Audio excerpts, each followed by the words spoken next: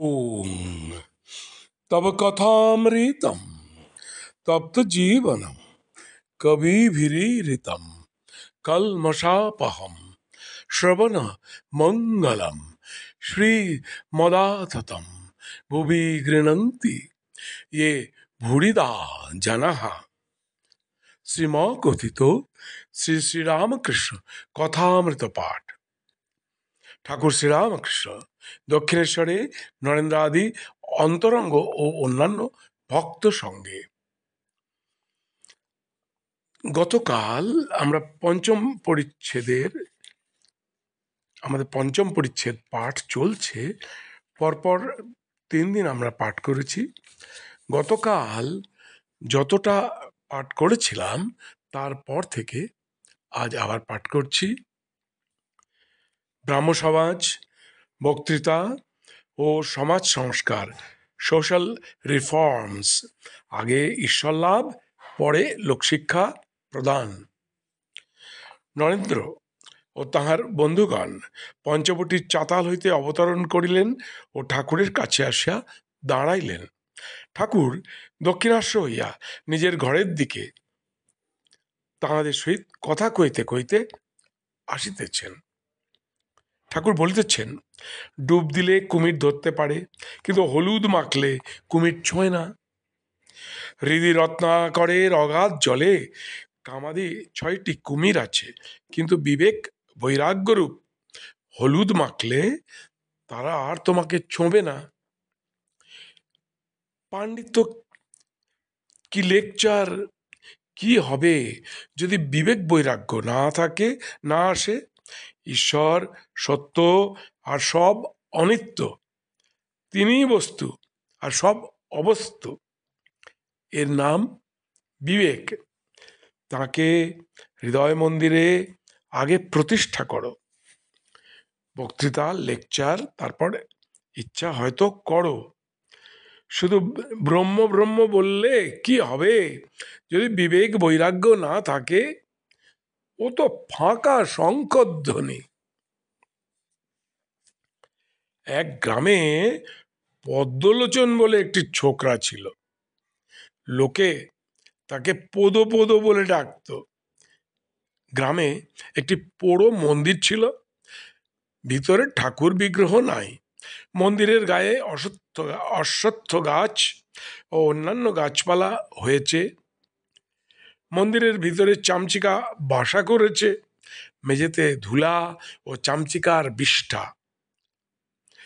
মন্দিরে লোকজনের আর যাতায়াত নাই।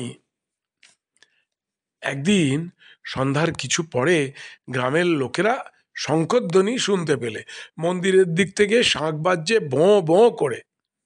গ্রামের লোকেরা মনে করলে হয়তো ঠাকুর প্রতিষ্ঠা কেউ করেছে। সন্ধ্যার পর আরতি হচ্ছে। ছেলে বুড়ো পুরুষ মেয়ে সকলে দৌড়ে দৌড়ে মন্দিরের সম্মুখে উপস্থিত। ঠাকুর দর্শন করবে আর আরতি দেখবে। তাদের মধ্যে একজন মন্দিরের দ্বার আস্তে আস্তে খুলে দেখে পদ্মলোচন একপাশে দাঁড়িয়ে ভোঁ ভোঁ করে শাঁখ বাজাচ্ছে। ঠাকুর প্রতিষ্ঠা হয় নাই, মন্দির মার্জনা হয় নাই, চামচিকার বিষ্ঠা রয়েছে। তখন সে চেঁচিয়ে বলছে, মন্দিরে তোর নাহিকো মাধব, পদ শাঁখ ফুঁকে তুই করলি গোল। তাই চামচিকে 11 জনা দিবানিশি দিচ্ছে থানা। যদি হৃদয় মন্দিরে মাধব প্রতিষ্ঠা করতে চাও, যদি ভগবান লাভ করতে চাও, শুধু ভোঁ ভোঁ করে শাঁখ ফুঁকলে কি হবে? আগে চিত্ত শুদ্ধি। মন শুদ্ধ হলে ভগবান পবিত্র আসনে বসবেন। চামচিকার বিষ্ঠা থাকলে মাধবকে আনা যায় না। 11 জন চামচিকে, 11 ইন্দ্রিয়, 5 জ্ঞানেন্দ্রিয়, 5 কর্মেন্দ্রিয় আর মন। আগে মাধব প্রতিষ্ঠা, তারপর ইচ্ছা হয় বক্তৃতা লেকচার দিও। আগে ডুব দাও, ডুব দিয়ে রত্ন তোলো, তারপর অন্য কাজ। কেউ ডুব দিতে চায় না। সাধন নাই, ভজন নাই, বিবেক বৈরাগ্য নাই, দু চারটা কথা শিখেই আপনি লেকচার। লোক শিক্ষা দেওয়া কঠিন। ভগবানকে দর্শনের পর যদি কেউ তাঁর আদেশ পায়, তাহলে লোক শিক্ষা দিতে পারে। আজ এই পঞ্চম পরিচ্ছেদের এই পর্যন্ত পাঠ করলাম। আগামীকাল এই পঞ্চম পরিচ্ছেদ পাঠ সমাপ্ত করব। ওং নিরঞ্জনং নিত্যম অনন্ত রূপম ভক্তানুকম্পা ধৃত বিগ্রহং বৈ ঈশাবতারং পরমেশমিত্রম তং রামকৃষ্ণং শিরসা নমামহ। নমস্কার।